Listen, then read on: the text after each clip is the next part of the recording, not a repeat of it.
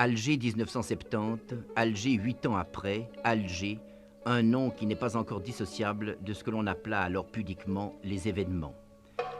La capitale de la République algérienne démocratique et populaire a changé de visage et prépare des lendemains qu'elle souhaite meilleurs. Parmi les 10 000 étudiants qui fréquentent l'université de la capitale, seront choisis les cadres du pays. 10 000 étudiants, c'est un chiffre frappant pour un pays neuf, mais il faut constater 40% d'échecs la première année. L'Algérie entend former 8 300 universitaires diplômés au cours des 4 prochaines années, ainsi que 26 000 bacheliers. En 1977, l'analphabétisme chez les jeunes aura disparu. Pour l'instant, le pays compte un médecin pour 8 000 habitants. La relève s'impose de toute urgence.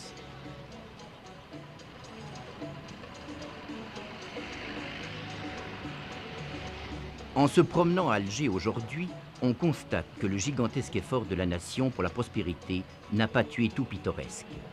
Si la Révolution a fait de la mendicité un délit, a banni du spectacle quotidien les petits cireurs de chaussures, les femmes demeurent voilées et la Casbah exerce son pouvoir de fascination sur le touriste.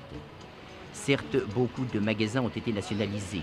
Le marchandage et le bakchiche sont considérés comme anti-révolutionnaires, mais à première vue, chacun a l'air de s'en mieux porter. 80 000 Européens vivent encore ici, en parfaite harmonie. L'Algérie est un pays jeune, puisque 57% de sa population, environ 13 millions d'habitants, est constituée par les moins de 20 ans.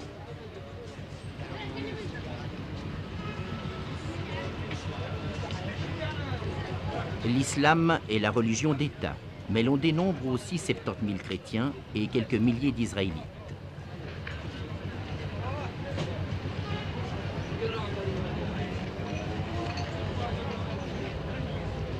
Si l'oisiveté méditerranéenne est un spectacle devenu rare à Alger, c'est que des dizaines de milliers de nouveaux emplois sont créés au fur et à mesure de l'industrialisation. Aussi, le petit négoce de la rue est-il moins apparent qu'il ne l'est chez les pays frères du Maghreb, le Maroc et la Tunisie. Plongeons-nous un instant dans l'ambiance de la Casbah, où l'odeur typique des brochettes grillées domine. Mais il n'y a pas que l'Algérie de la légende, un pays près de 5 fois plus grand que la France. Non. C'est ailleurs que bat le cœur de l'Algérie, ailleurs, dans le grand sud où jaillit le pétrole. Nous y reviendrons tout à l'heure.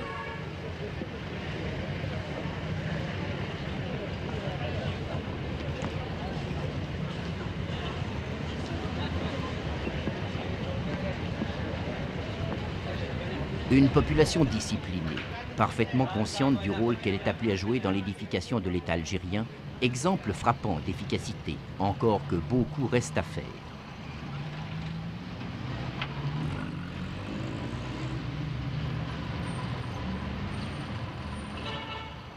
Mais quittons la Casbah pour le port d'Alger. Près de 10 km de quai, une capacité insuffisante par rapport au développement national.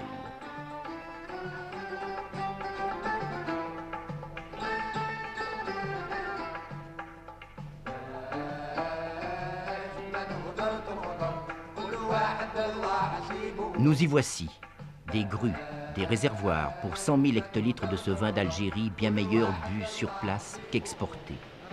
Embarquons-nous pour Annaba. Annaba, centre sidérurgique, capitale pour l'industrie algérienne. Et qui fabrique-t-on? Des tubes, bien sûr, pour les pipelines. 100 000 tonnes de gazoducs et d'oléoducs sont fabriqués ici chaque année.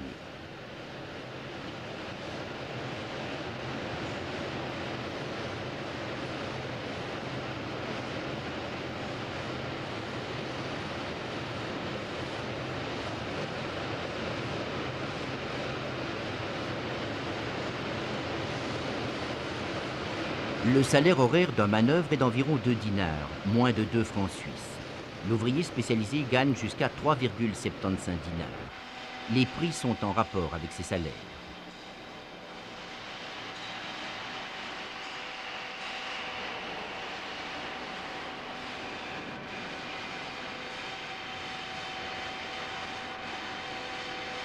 C'est en 1969 que le président Boumedienne a inauguré ce centre sidérurgique, projet clé de la nouvelle industrie algérienne. On y produit actuellement 400 000 tonnes d'acier par année. production qui doit tripler si les objectifs du plan sont atteints.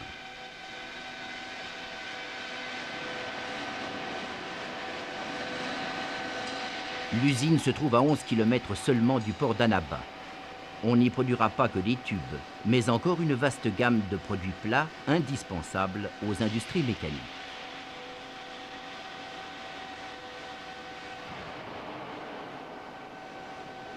C'est grâce à l'aide de divers pays, dont l'URSS, que cette usine a pu être érigée. Et ce sont des cadres algériens qui en tiennent les gouvernes.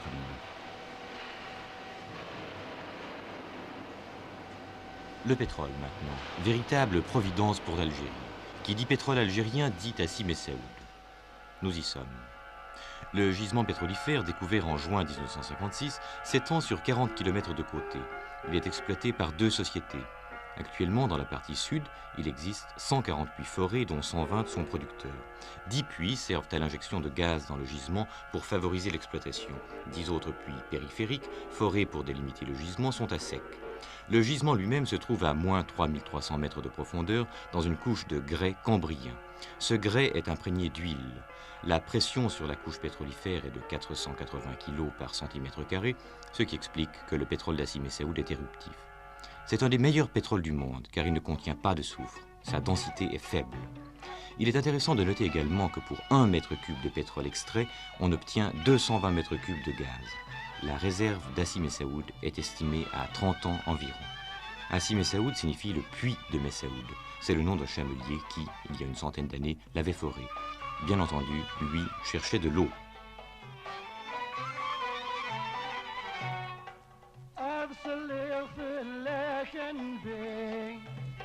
L'Algérie s'est fixé pour objectif une production annuelle de 100 millions de tonnes de pétrole brut. Notons que 300 experts pétroliers soviétiques recherchent actuellement de nouveaux gisements dans le Hogar.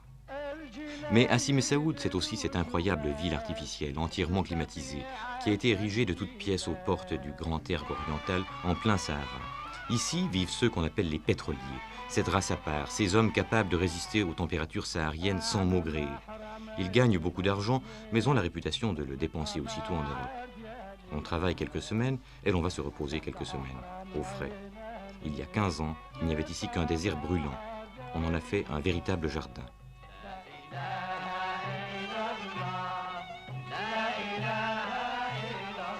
Plus au nord, nous traversons la région des oasis.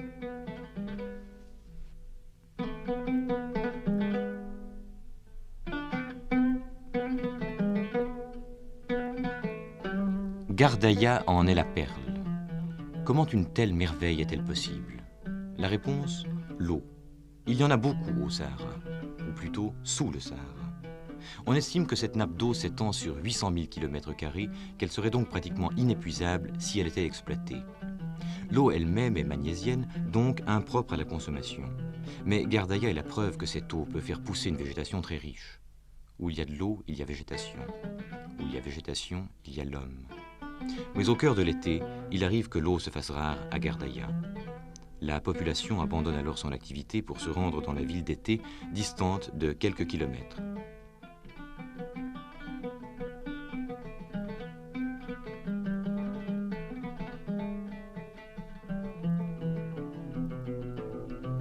Gardaïa est l'oasis saharienne par excellence. En dehors de ses murs, c'est le désert. Et pourtant, cette petite ville vit par elle-même. Commerce, artisanat sont ses principales ressources. C'était autrefois la capitale des oasis. Les grandes caravanes ne manquaient pas de s'y arrêter. Aujourd'hui, l'oasis est équipée de puissantes pompes qui permettent l'extraction continue de l'eau, eau d'ailleurs assez rare pour les besoins domestiques.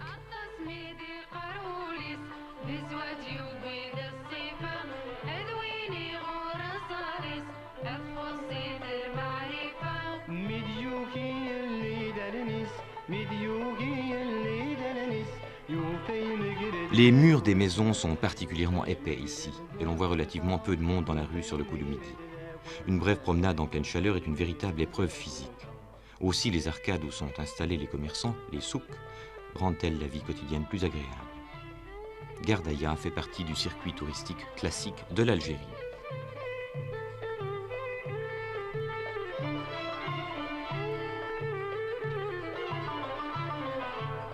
يحزن والناغي كنتي صان يعشي السدري والنيس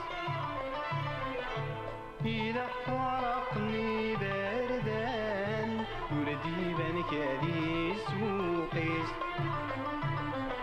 يحزن والناغي كنتي صان. On peut se demander pourquoi, dans un pays de pétrole comme l'Algérie, on ait encore recours à l'âne pour les petits transports. Cet animal présente de nombreux avantages sur la mécanique la plus perfectionnée. Point n'est besoin d'usine pour sa production, réparation et vidange sont spontanées. En outre, l'âne est relativement silencieux et non polluant.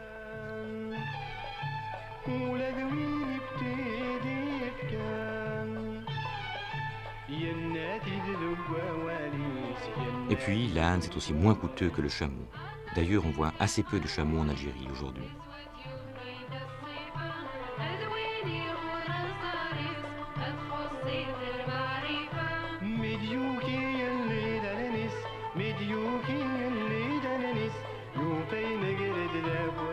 Dans le sud, voici la façon classique de se voiler.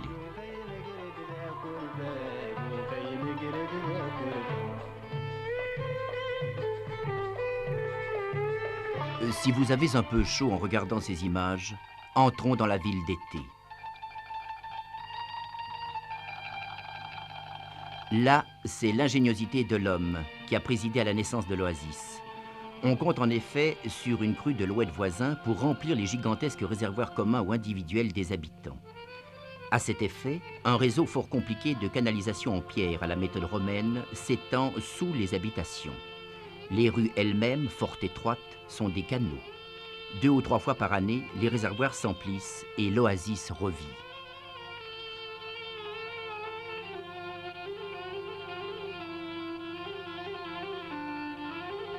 Avant la crue, les canalisations doivent être réparées et entretenues, car elles s'emplissent d'un sable très fin, particulier au Sahara. Cheminons quelques instants dans ce dédale de ruelles canaux.